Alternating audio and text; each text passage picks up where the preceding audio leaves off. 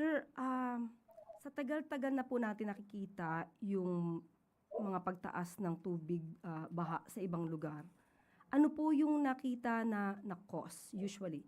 Meron po bang structure na nakaharang, o purely basura? Well, combination po siguro, Yuse Claire, kasi marami pa rin po tayong mga ISFs na nakatungtong sa tubig yung pong kanilang mga bahay at doon nga rin nga po sila nagtatapon ng basura. So, sama-sama na po yan. Pero meron din po, like sa Main Avenue, recently tumataas po yung tubig dyan. Minsan hindi po halos madaanan sa Long EDSA. Nung amin pong sinuri, may isang pipe ng isang utility company na tumawid po doon sa drainage na pag may basura po, naiipon din. So naalis po namin yung basura, kaya po siguro itong nakaraan, despite the rains, hindi po tumaas yung tubig sa Main Avenue sa EDSA. Pero na-notify na rin po namin yung may-ari po noong pipe na kung pwede po ay alsin or ilipat or ilalim at least doon po sa drainage para po hindi maka-obstruct ng daloy po ng tubig. Meron ba kayo nakita, let's say, mga building, structure na nakakos para hindi mabilis dumalo yung tubig baha?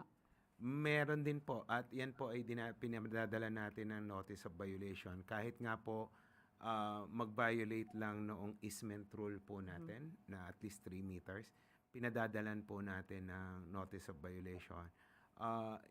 Isa nga po sa particular na aming nakita, yung sa Las Piñas po, na lumiit po yung ilog dahil po natayuan po ng karsada na sa amin pong opinyon ay nagpapabagal po ng daloy ng tubig na nagiging dahilan po ng pagbaha doon sa low-lying area ng Las Piñas at Parañaque po. Okay, sir, maliban dito sa kalsada, let's say, condominium, bahay, or whatever, pinapadala nyo ng sulat, ano ang dapat nilang gawin? Pinagigiba po namin. May nangyari na po bang Meron na ganito? po. Meron Okay. na po kaming mga napagiba na Opo. mga struktura. Kahit nga po yung violation lang ng 3-meter easement rule, ang problem po namin ay yung pong mga ISF dahil kinakailangan po silang i-relocate bago po maalis yung kanilang pong mga bahay. Pero yung informal settlers po, di ba, ang may obligasyon dito ay ang local government units. Local government po at DSUD po. Kailangan maghanap po ng relocation site para po sa kanila. So, sana po makakuha kami ng record, if ever, doon sa mga natanggal, na nagiba, para mapakita din natin sa taong bayan na may ginagawa tayo. Meron naman po. Opo. Regarding dun, sir, sa Marikina Pumping Station, sabi niyo po, may time na hindi siya gumana because May nag-overheat? nag-trip daw po na electrical component according to tinawagan ko po yung main contractor.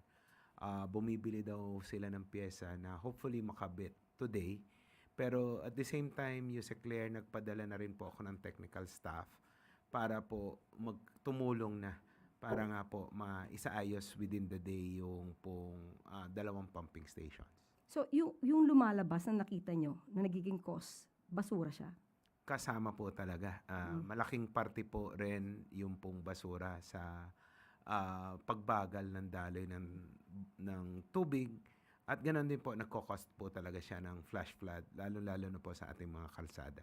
Ayun. So, sabi nga, may kasabihan tayo, basurang itinapon mo, babalik din sa'yo. So, sa mga kababayan natin, kasi ang dali pong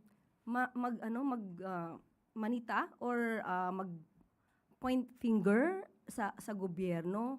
Ang pamahalaan naman po ay talagang ginagawa ang lahat.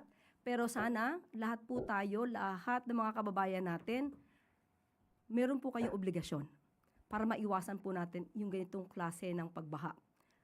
Marami po talagang basura nakikita para nagbabara. Nung nakaraang taon, may nakita po tayo sofa na nakaharang mismo sa daluyan ng tubig.